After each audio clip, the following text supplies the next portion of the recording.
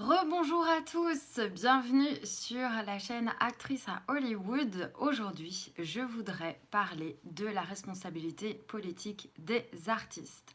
C'est un sujet qui me tient vraiment à cœur.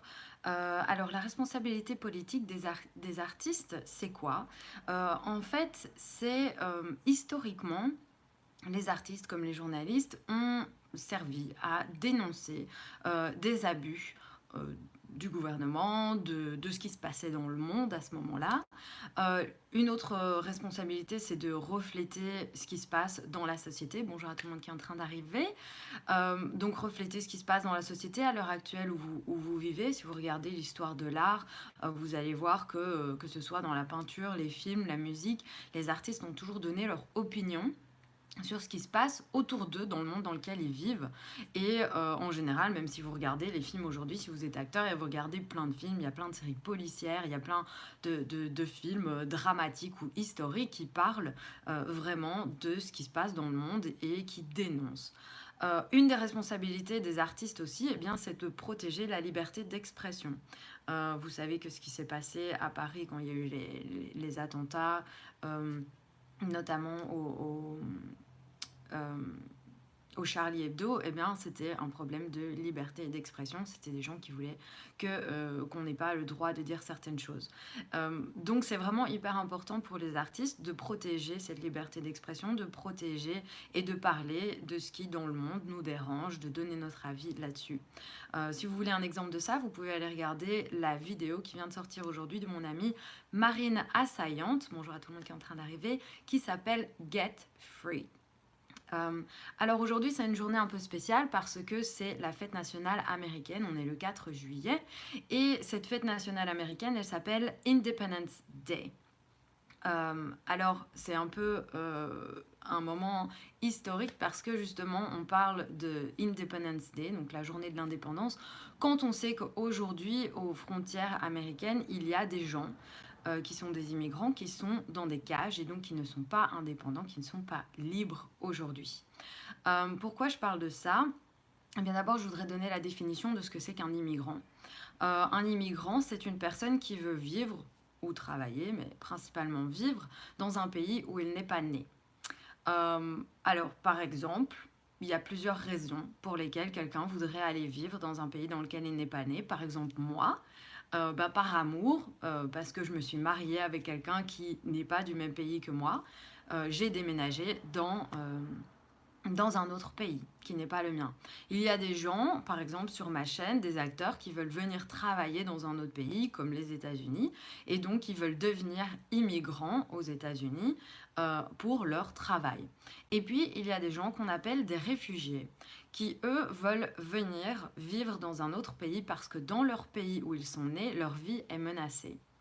Eux, ils ont, en général, les gens qui sont comme vous et moi qui veulent déménager pour le travail ou le mariage, on fait des demandes de visa.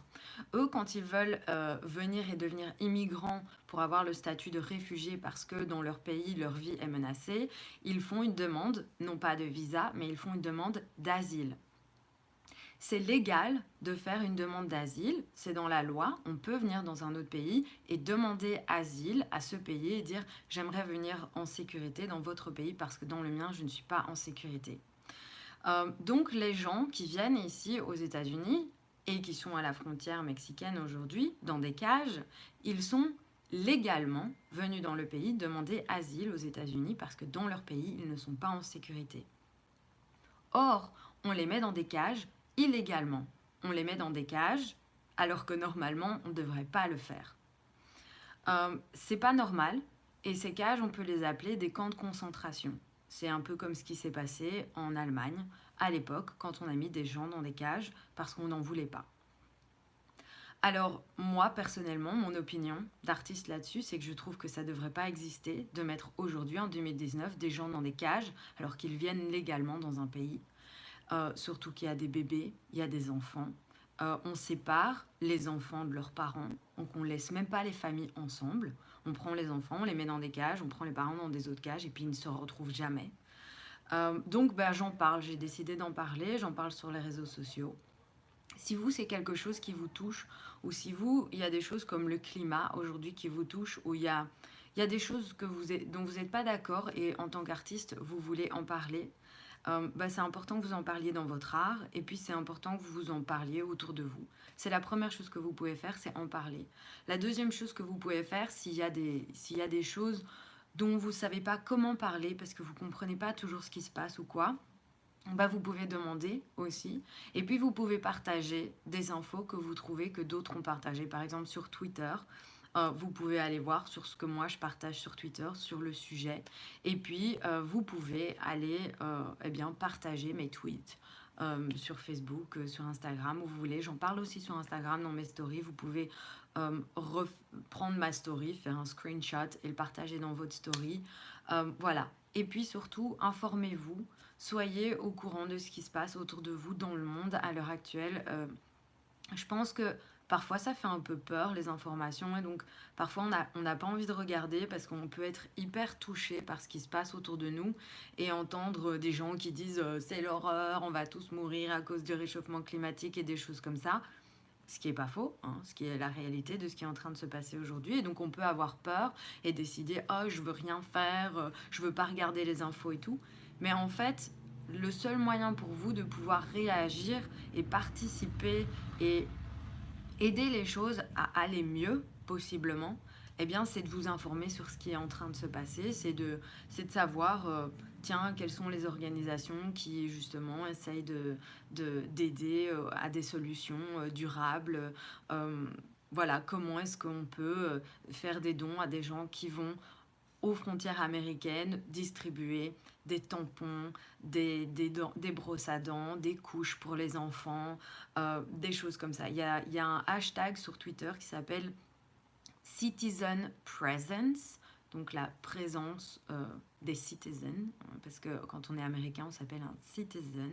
Moi, je ne suis pas américaine, donc je ne suis pas une citizen, je suis un alien, comme ils disent ça. Pour le moment, je suis une immigrante. Donc voilà, ce sont toutes des choses. Si vous avez envie d'en parler avec moi, si vous avez envie de réagir sur le sujet, ça me ferait vraiment plaisir d'en discuter avec pas mal d'entre vous. Euh, on peut en discuter sur Twitter, sur Instagram, sur Facebook. Voilà. Soyez vraiment au courant de ce qui se passe autour de vous parce que vous êtes la génération qui doit réagir face à ça. Moi, j'ai pas envie de baisser les bras. J'ai pas envie que quand il y a quelque chose qui me plaît pas, je me dise quelqu'un d'autre va s'en occuper parce que parfois, donc, il y a personne qui s'en occupe. Voilà. Donc, j'ai décidé d'en parler et je suis contente de pouvoir partager ça avec vous. Merci d'avoir été nombreux à regarder cette vidéo. Si c'est une vidéo qui vous parle, je vous invite à la partager évidemment sur Facebook, sur Twitter, sur Instagram, partout où vous voulez. Et puis vous pouvez me taguer évidemment et voilà. Je vous fais plein de gros bisous et on est tous ensemble pour faire que demain soit un meilleur endroit que ce qu'il est peut-être maintenant et de s'entraider en tout cas, de se serrer les coudes. C'est vraiment le but de ma chaîne pour tout, pour l'acting, mais pour aussi la nature, les animaux, les êtres humains, voilà. Moi, j'ai envie on se serre les coudes tous ensemble. Je vous fais plein de gros bisous et à très bientôt. Merci beaucoup d'avoir regardé. Bisous.